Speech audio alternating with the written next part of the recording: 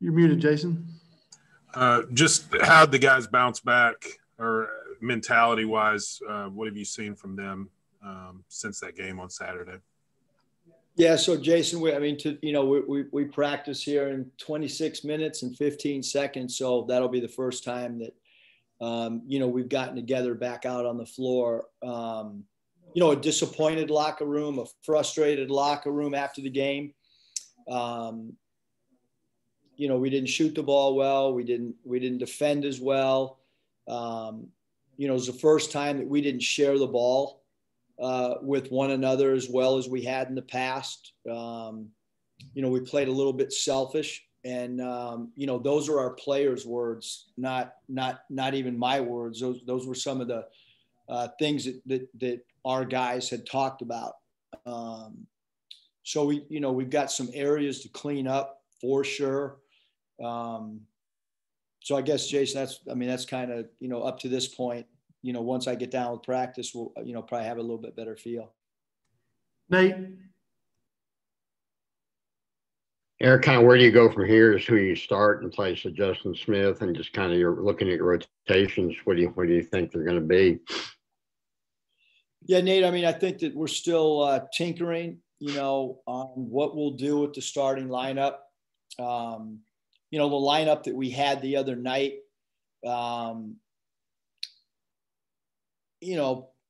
didn't get off to a great start. We've gotten off to great starts for most of the year where we jumped out to leads or had that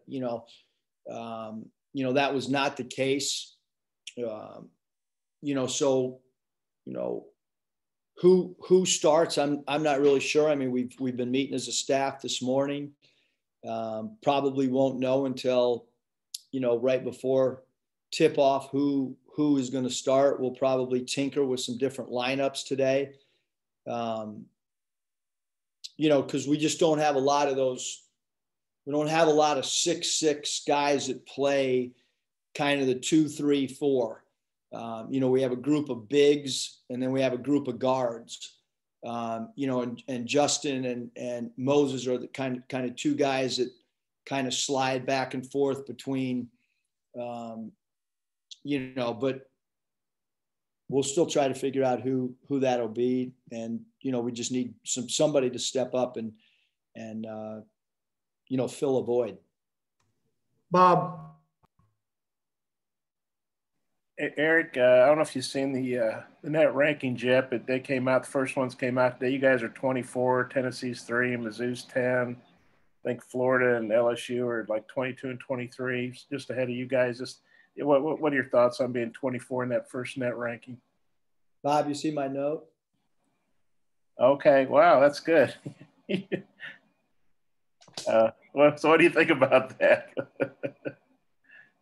I don't know. Coach Ruda handed it to me. Here's what I'm going to do with it. That's going to hurt his feelings. Well, seriously, I know it's a tough loss, but it must be nice to be what's it feel like to be in the top 25 in the first net, and then now you got to go to the number 3. Yeah, the good thing when you play really good teams, your net goes up regardless of the outcome of the game. That's what makes it really unique. But yeah, we're again, we've played, we played 10 games. We had, a game that we were within striking distance. I thought we were within striking distance the whole game. We just couldn't get over that hump. And look, Missouri's, like you said, their net's awesome.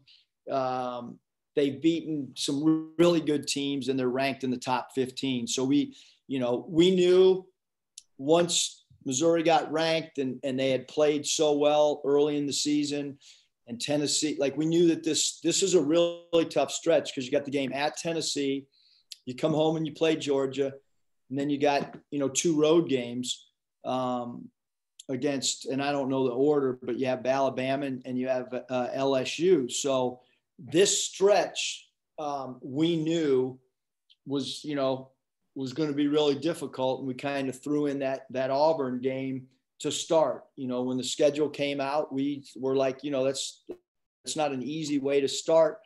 So we just got to come out and try to play it a lot better than we did the other night.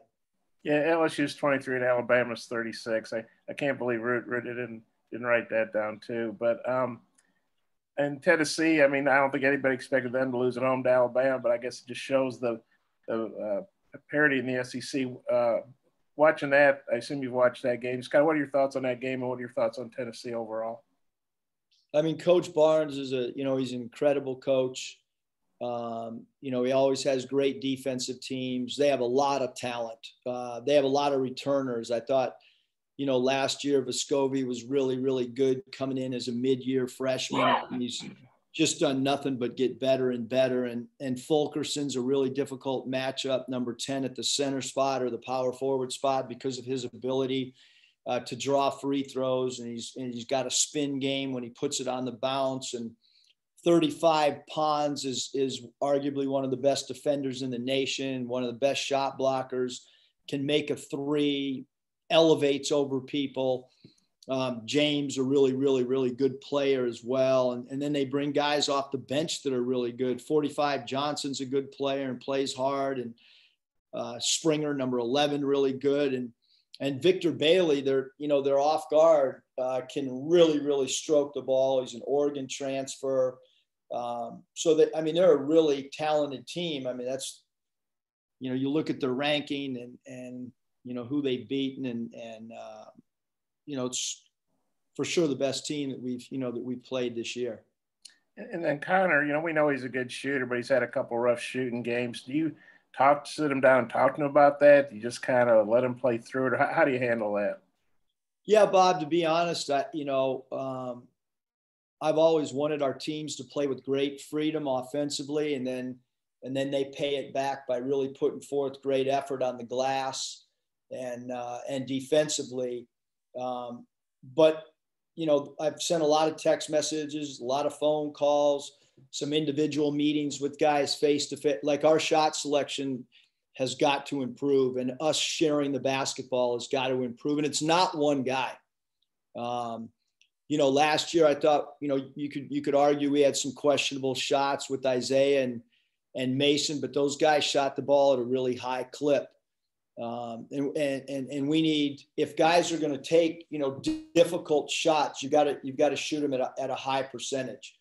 And so it's the first time in 5 years that I've really dug deep into shot selection with players. And again, it's multiple players. It's not just Connor, it's a lot of guys that have to improve shot selection and improve in sharing the basketball. Curtis? Hey, Coach, I guess you kind of just answered some of this, but you talked about Tennessee defensively. So what are some of the keys to getting yourselves going against them? And looks like Alabama had some success going with a little bit of a smaller lineup and attacking some switches and mismatches. Does that give you a little bit more confidence with the 4-guard lineup you guys have been playing quite a bit? Yeah, great question, Curtis. I think that, I was not happy with our 4-guard lineup at all. I mean, we didn't rebound. We gave up way too much inside. And, when Tillman has a career night, it's not just on the centers, it's on people taking away the role and getting into last year we played a lot of small ball, but we had a mismatch at the other end. We didn't create any mismatches by playing small the other night. And every team's different. Alabama's got different personnel than us when they went small, just like our team last year had different personnel when we went small, and Mason was just able to bust and beat any 4-man off the bounce at will. And we knew that going in. Our small ball lineup's not the same. I actually think that, and I've always favored smaller lineups. We got to play a little bit bigger. Unfortunately, because again, I've always liked to, have the ability to break people down.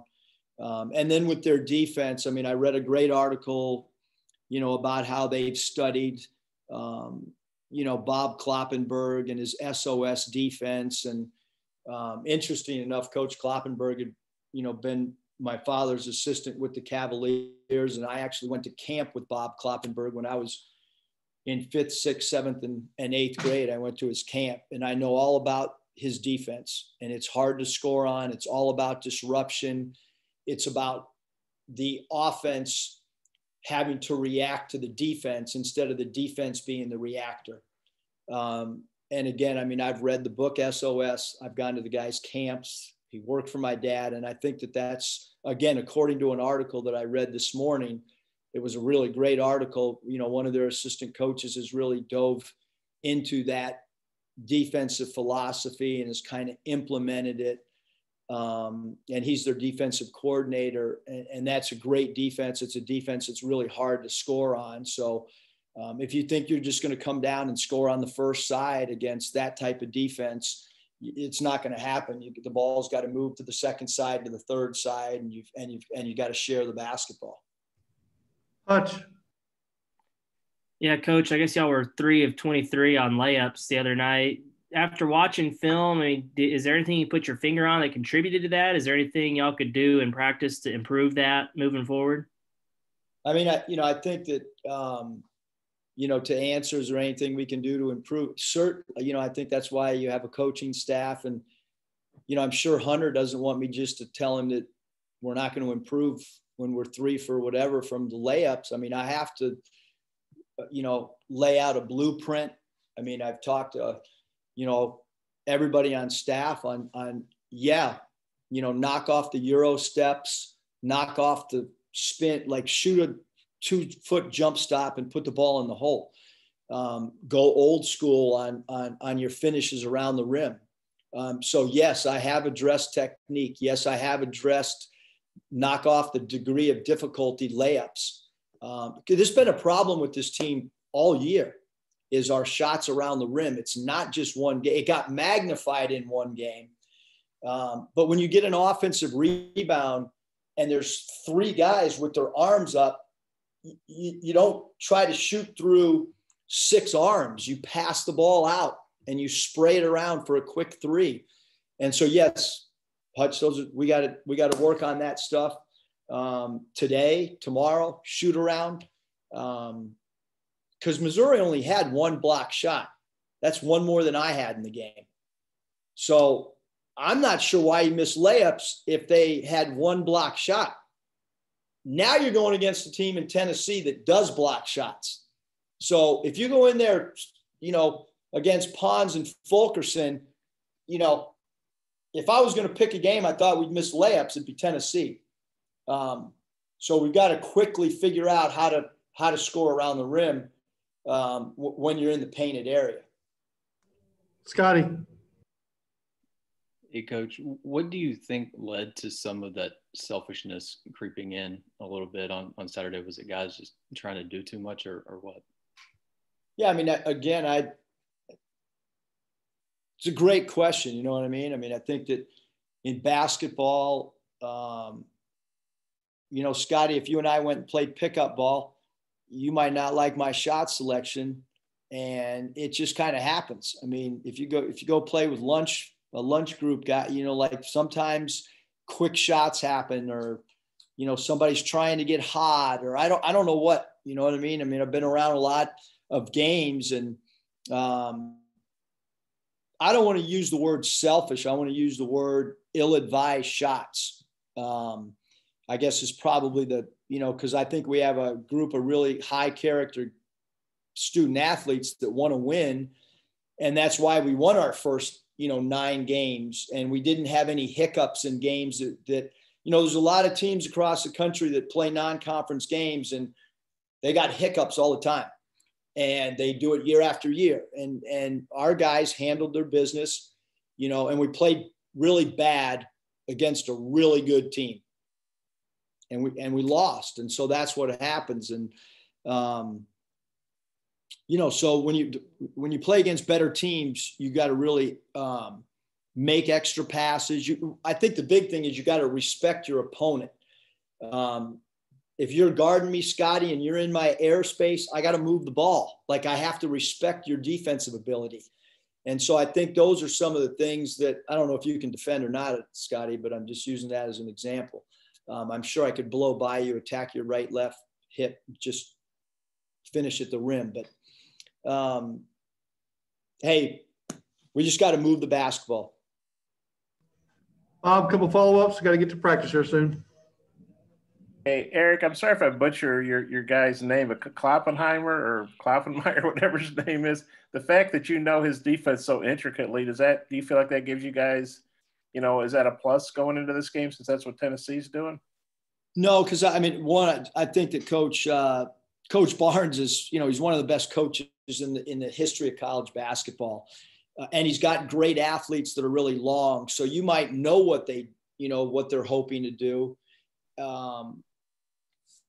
And again, they have a variation of the SOS defense. They're not running it exactly like it is, but I do have familiarity with it, but I don't think that has, I'm sure that Nate Oates studied it as well. I've just been around it, from a really young age and know how they close out and how they'll help from the strong side corner a little bit. And actually Coach Kloppenberg's son is a friend of mine, and he coached Seattle to the WNBA championship and actually came to one of our games last year here at home and was going to come to our Tulsa game this year before it was canceled. And Coach Kloppenberg's daughter's at San Jose State running their defense for the women's team. So, but I don't think it has any bearing at all. I think that Tennessee's done a great job studying a really, really difficult defense to score on, and they've committed to playing a similar style. And I know Missouri was ahead pretty big, but, Jalen Williams came in and had some good minutes at the end. Wonder what you thought about that, and maybe Ethan. Do you look to maybe get those guys more involved? Yeah, I think that Jalen did a really nice job for us, and he's done a really good job in practice. Ethan, I feel like he's played his minutes anytime that he's got. But there's only so many minutes that you can go around. You know what I mean? But Jalen did a great job the other night. I would like to see him get more involved because I think he continues to progress and get better.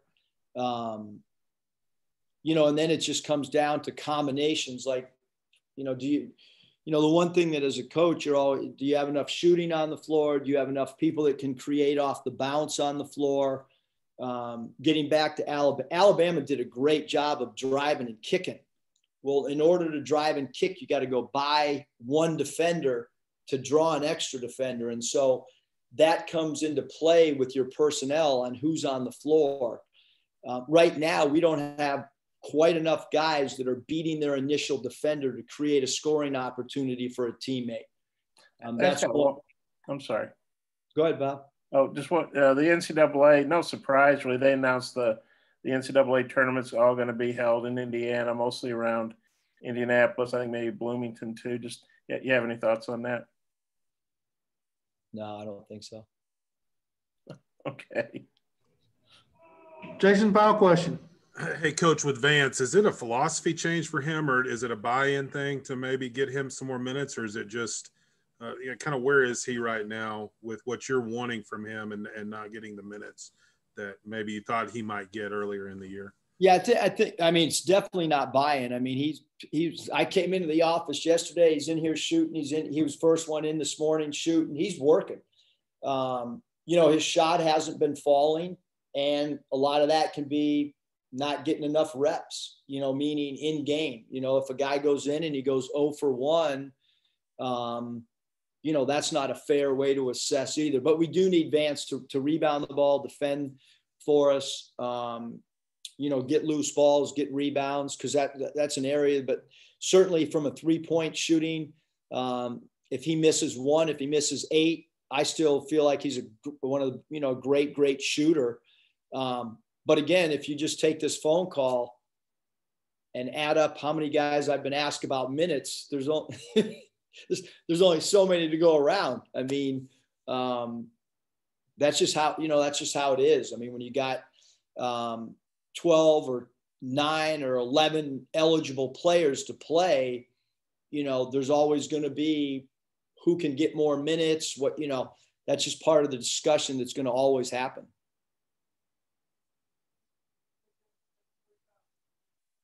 You're on mute, Mike. Thanks, Coach. Appreciate your time. Guys.